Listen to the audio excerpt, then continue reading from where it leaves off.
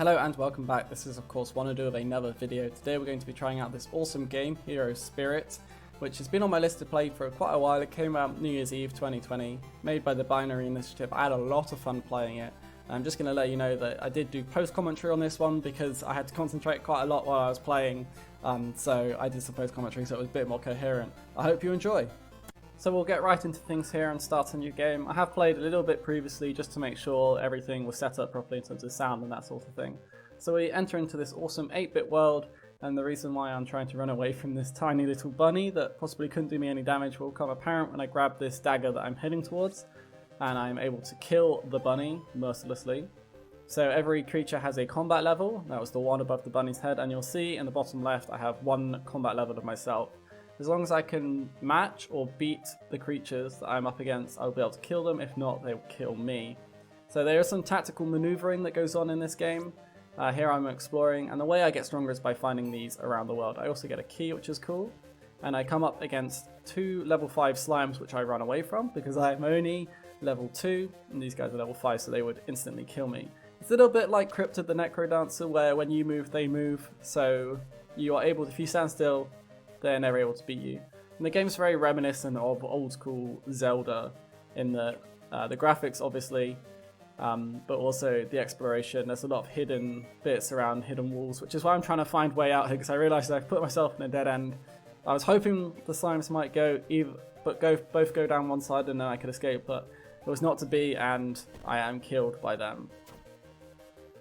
This is a little bit later on where I have actually been able to get 5 daggers, so I can defeat these slimes now, which is so satisfying when you're being chased by a creature and you get enough power to be able to kill them.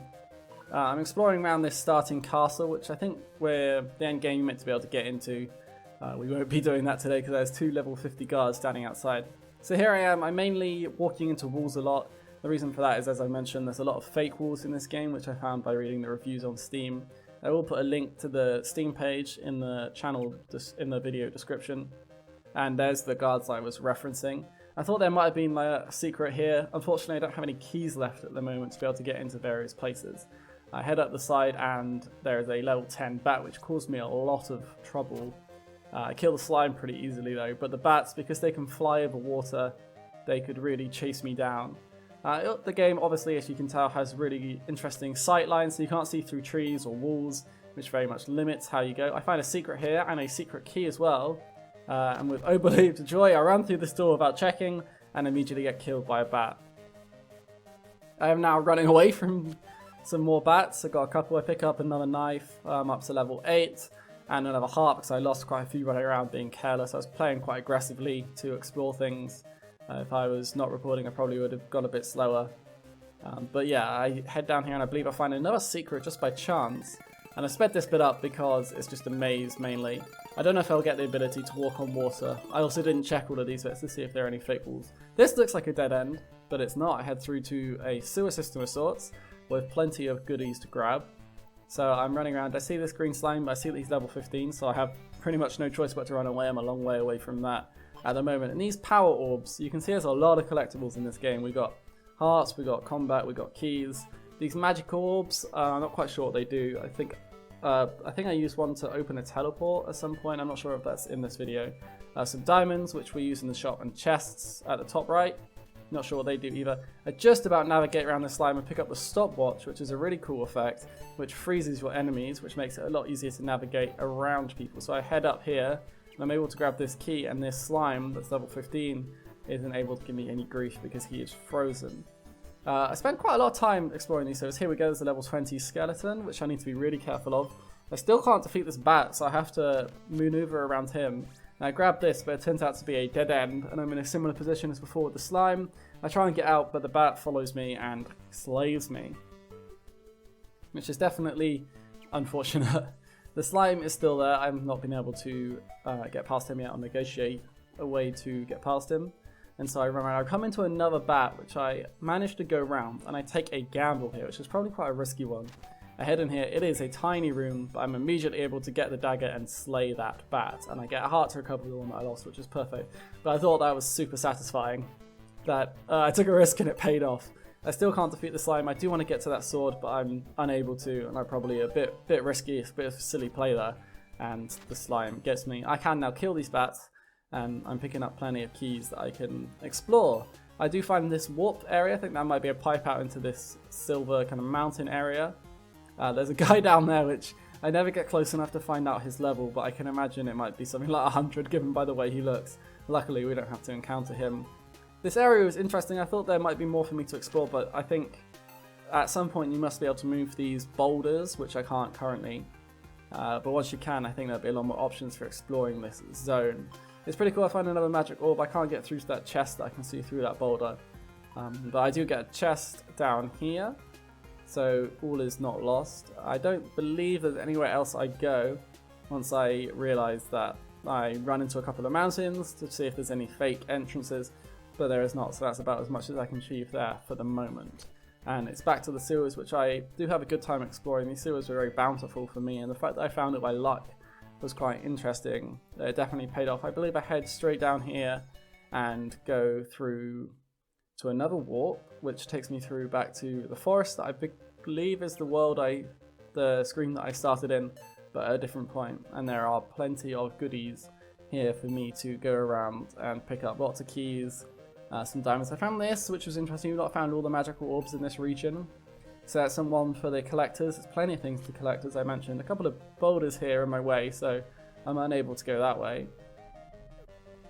And we get to a really cool kind of swamp feature, which is kind of like trees in that you run a lot slower, but you don't lose your line of sight, which is useful. There's a little bit of pain to navigate. Luckily, there was just the right amount in the game that it was a cool feature, but it never became too annoying.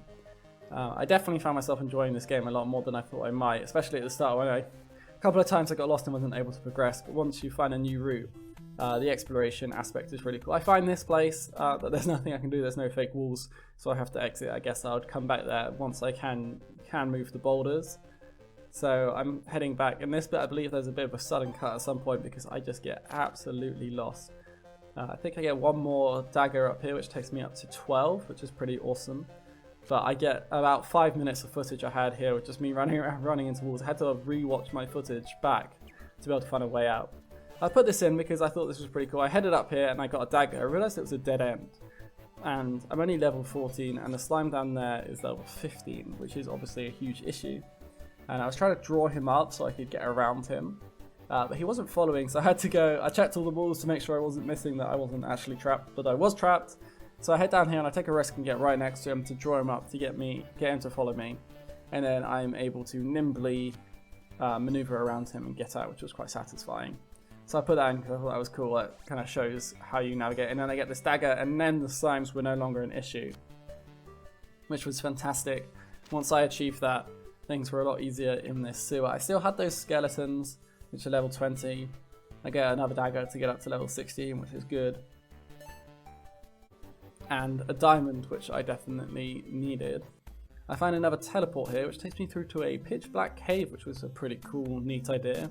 And again, this is another thing, and some of these things could be quite a nuisance if it was lots, but this is a very small cave, quite easy to, enough of a challenge to navigate, but not integral to the game to do, as far as I know, and no monsters. So they got the balance right, the developers, of putting cool things in, but not not overusing them, that they were super annoying. So we've got a new kind of forest here, and I find a skeleton that's level 20, and I stand there and I think a bit, and I think maybe I should get out of here, especially because there's two of them, so we'll come back to that bit later.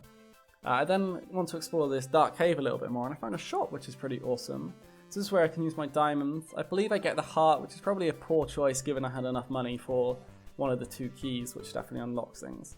So we're back in the sewer. I still can't kill the skeletons because I'm level 19, and you can see my thinking probably here. I'm trying to get him so that I can get close enough to that stopwatch.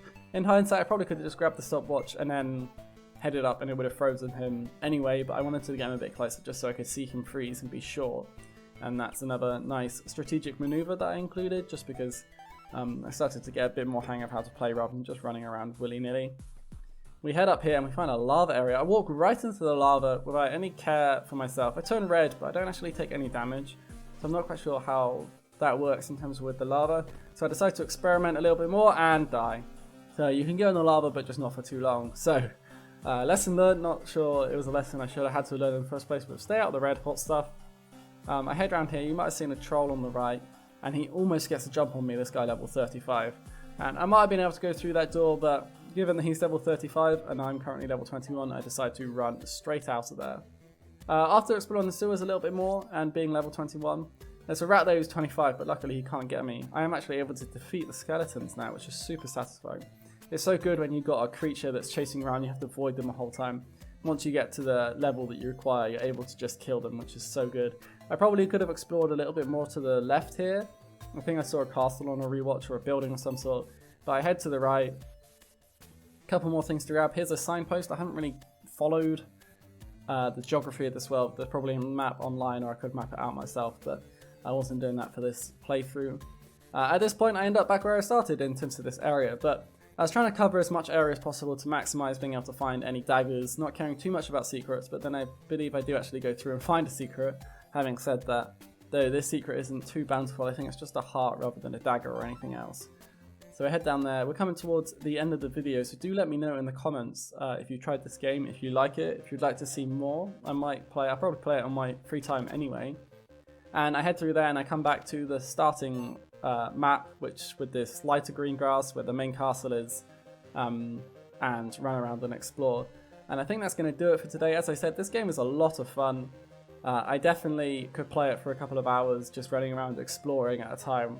As you can see, as I just carry on playing, even though I know that I was going to wrap the video up, I couldn't help but find out what's around the next corner and can continue to get all of the goodies. And especially this area now, I was pretty confident that nothing was going to kill me. Luckily, I didn't stick around long enough to find out if that was the case. But that's going to do it for today. Thank you very much for watching. Until next time, goodbye.